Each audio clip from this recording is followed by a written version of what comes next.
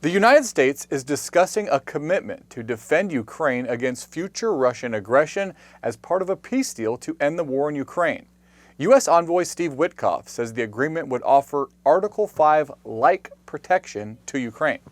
That refers to a principle at the core of the NATO military alliance that says members will come to the aid of other members if they are attacked. Joining us to discuss, Brett Samuels, White House reporter here at The Hill. Hey, Brett. So tell us more about Article 5 and how that type of a concept could be applied to Ukraine. Yeah, Drew. Well, Article 5, as you mentioned, is sort of at the core of the NATO alliance. It's this idea that an attack on one member is an attack on all members. Most recently, really the only time it's come into play is in the aftermath of September 11th, when it was invoked to assist the United States in its war on terror in Afghanistan. So it's not something that's invoked regularly, but it would certainly be a big deal for this idea that, if Russia were to invade Ukraine, attack Ukraine further, that it would draw other European nations, the United States potentially, into that conflict to defend Ukraine, to provide support for Ukraine. The specifics of what that support would look like are something that I think still will need to be negotiated. But it is definitely notable that at a time when Ukraine really is looking for security guarantees before it agrees to any peace deal, that those do seem to be on the table. Now, NATO membership has been a major point of contention in the Russia-Ukraine conflict. Ukraine, once in, Russia is vehemently opposed. Article 5-like protections kind of seems like friends with benefits. You get a key part of the relationship without an actual commitment. Yeah, I think Drew, the friends with benefits analogy is pretty apt here.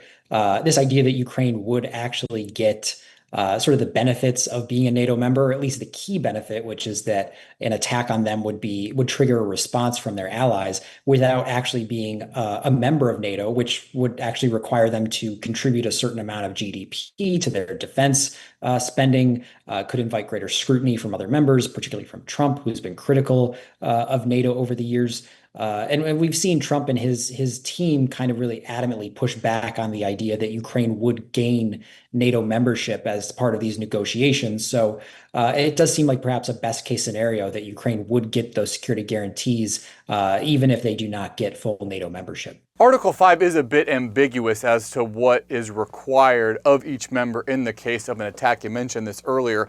At the end of the day, it is just a piece of paper, right? Is Ukraine willing to bet its future on the willingness of Europe and the U.S. to intervene in a conflict with nuclear-armed Russia?